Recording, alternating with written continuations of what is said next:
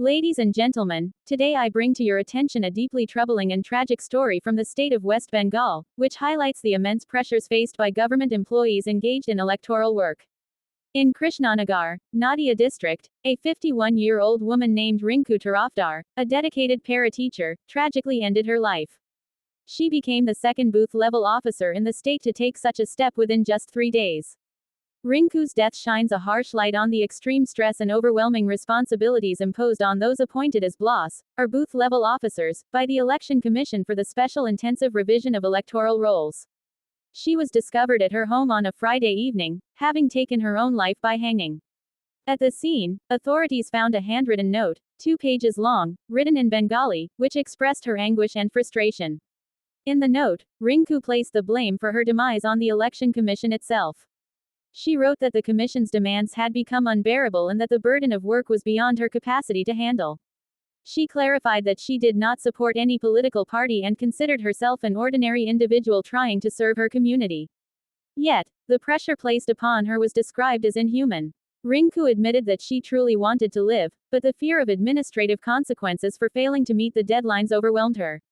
She confessed that her lack of familiarity with online systems made the work nearly impossible. Family members later confirmed that Rinku struggled with digital tools. She was diligent and had distributed the SIR forms on time, but when it came to uploading the data online, she faced insurmountable difficulties. Repeated attempts to inform her supervisors of these challenges yielded no solution. Her husband, Ashim Tarafdar, said that this was not simply a case of suicide but, in his eyes, an act of neglect by the commission that led to her death. Her children, a married daughter and a son, were devastated by the loss of their mother. Their grief and shock were profound, reflecting the immense personal cost of administrative pressure on individuals.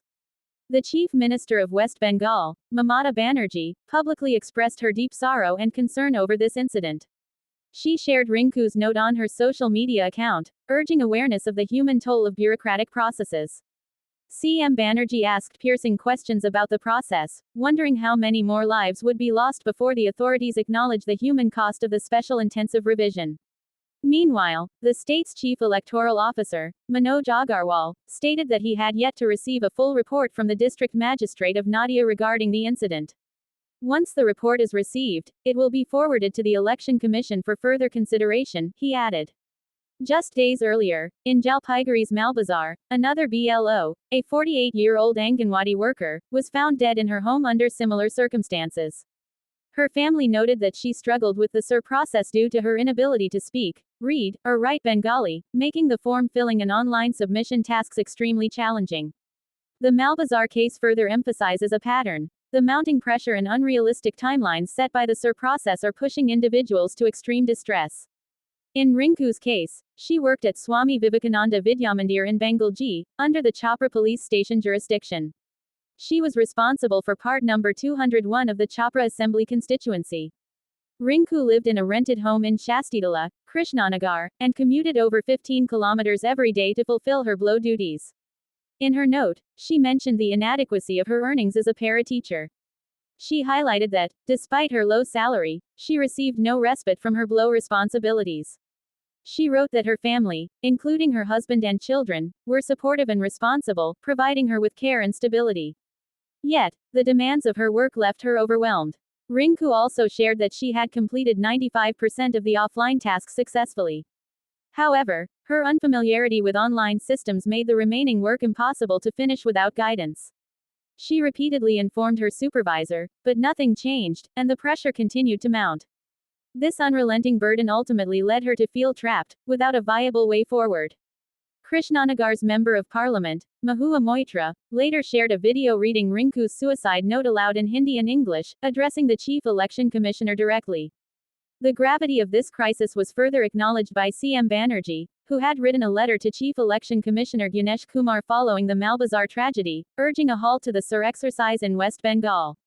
In her letter, the Chief Minister emphasized that the human cost of the mismanaged process was becoming unbearable. She noted that the previous revision of electoral rolls in 2002 had taken 3 years, yet the current exercise was being forcibly compressed into just 3 months. This drastic compression placed BLOs and other officials under extreme, inhumane working conditions, while also sowing confusion and uncertainty among voters. The political and administrative debate over this issue has been intense. The Bengal BJP expressed sorrow over Rinku's death but raised doubts about the suicide note, calling for a proper investigation. They suggested that deaths linked to the SIR process must be scrutinized to ensure accountability and transparency. BJP State President Samik Bhattacharya also highlighted concerns about possible political narratives surrounding the SIR process, arguing that accusations against the Election Commission should be pursued through judicial channels if necessary. However, the primary issue remains clear. Individuals working as BLOs are being subjected to extreme stress due to a lack of training, inadequate support, and unrealistic timelines. Rinku's death is a stark reminder that the human aspect of governance cannot be ignored in the pursuit of administrative efficiency. The case underscores the vulnerability of older employees and those less familiar with digital technology in handling modern bureaucratic responsibilities. It also raises questions about the adequacy of training, support, and communication provided by authorities to ensure the safety and well-being of public servants.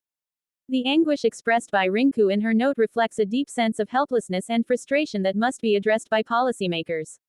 Her words highlight the human toll of bureaucratic negligence. She wanted to live, yet the fear of consequences and lack of guidance led her to despair. The two BLO deaths within days suggest systemic issues that go beyond isolated cases. These tragedies illustrate the need for reforms in how electoral rolls are revised and how staff are supported throughout the process. Administrative pressure without sufficient support, especially for tasks requiring digital literacy, can have fatal consequences. It is crucial to recognize that these employees are ordinary citizens, often serving in addition to their regular professional duties. They are expected to manage complex administrative processes with minimal resources or training, which is a recipe for stress and burnout. The compression of multi-year tasks into a few months imposes an unrealistic burden that threatens both human life and the integrity of the process. Rinku's handwritten note is a testament to the mental and emotional strain endured by these workers. Her family's statements reveal that the pressure extended beyond the workplace, affecting the entire household. They also highlight that compassion, care, and understanding at home cannot counteract systemic administrative pressures when support at the organizational level is lacking. The tragic loss of life in these cases demands introspection from electoral authorities and government institutions. It also necessitates a re-evaluation of policies that push employees to such extremes, particularly in matters as crucial as democratic processes. Authorities must ensure that all officials and BLOs are equipped with proper training, guidance, and realistic timelines. Digital literacy programs and hands-on support for those unfamiliar with technology are vital to prevent similar tragedies in the future. Moreover, a mental health support system should be integrated into the workflow of public servants tasked with critical duties. Rinku's case is a call to action for the Election Commission to reconsider how intensive revisions are conducted and to prioritize the well-being of employees over rigid deadlines. The Chief Minister's concern, shared publicly, amplifies the urgency of the issue, signaling that political leaders recognize the human consequences of administrative decisions. Community leaders, policymakers, and electoral authorities must collectively address the stress and risks faced by BLOs. This is not just an isolated incident but a reflection of broader systemic issues within the electoral process. Every employee entrusted with public duty deserves respect, training, and humane working conditions to carry out their responsibilities. Rinku's death, alongside that of her colleague in Malbazar, is a tragedy that should serve as a catalyst for change. We must honor her dedication and commitment by ensuring that no other employee faces such unbearable circumstances in the future. The lessons here are clear. Deadlines alone cannot drive administrative success, and human life must never be compromised for procedural efficiency. Authorities must balance accountability with compassion, ensuring that those serving the public are not pushed beyond their limits. The stories of Rinku and the Malbazar BLO must remain at the forefront of discussions on electoral reform in West Bengal and across India. These cases highlight the urgent need for reforms in digital training, workload management, and emotional support systems for government employees. The human cost of administrative mismanagement is too high to ignore. It is essential to reflect on how bureaucratic pressures impact ordinary citizens who step forward to contribute to the democratic process. Rinku's words remind us that dedication alone cannot overcome systemic failures without adequate support and understanding. Ultimately, the goal must be to create an environment where public service is sustainable, humane, and dignified. Her tragic passing underscores that no process, however important, should outweigh the value of human life. Let this story serve as a somber reminder and a call to action to improve working conditions, provide comprehensive support, and respect the lives of those serving the nation. May the lessons from Rinku Tarafdar's life and untimely death lead to tangible changes that protect and empower future BLOs and public servants. Let us remember that democracy is not just about procedures and roles but about the people who make these processes possible. Every individual entrusted with this responsibility must be respected, supported, and valued. Rinku's voice, expressed in her note, must not be forgotten. Her struggle should compel authorities to ensure no one else faces the despair that led her to this tragic end. It is now up to all stakeholders, government, electoral bodies, and civil society, to ensure such tragedies are never repeated. The burden of administrative tasks should be shared with compassion, empathy, and practical support, particularly for those less familiar with modern technologies. Her story is a stark reminder that behind every official duty are human beings, with limits, emotions, and families who care deeply for them.